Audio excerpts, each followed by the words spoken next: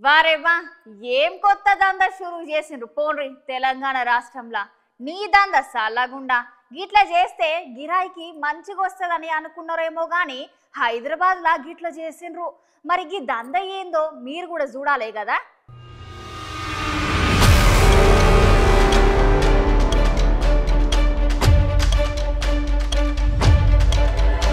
భాగ్యనగరంలో మళ్ళోసారి మత్తుదంద సురువైందిలా ఈ మత్తుదందకు పిల్లలు యువకులనే టార్గెట్ చేసుకొని చేస్తున్నారంటే ఈ కేటుగాళ్ళు వామో వామో వామో ఏకంగా దాంతో జింతగానే తయారు చేస్తే ఇక పిల్లలు యువకులు దీనికి అలవాటు పడక ఏమైతారు చెప్పుర్రి। ఈయనేంది అసలు ముచ్చట చెప్పకుండా గింతగానో ఓవర్ యాక్షన్ చేస్తున్నా అనుకుంటుర్రా?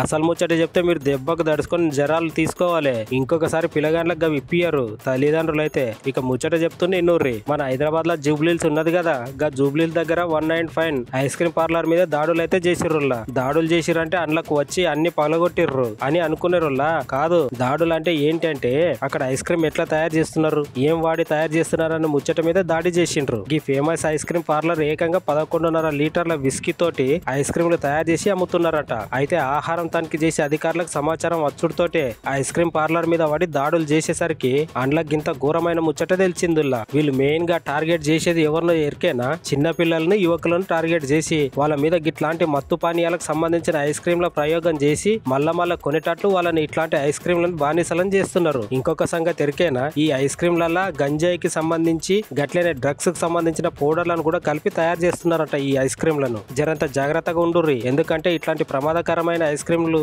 ఓన్లీ ఐస్ క్రీమ్ షాపులలోనే కాదు మనం తినే ప్రతి ఆహారం దగ్గర ఉంటాయి। అందుకని మనం అందరం తినేటప్పుడు తాగేటప్పుడు జరకంత జాగ్రత్తగా ఉండాలి నుల్లా।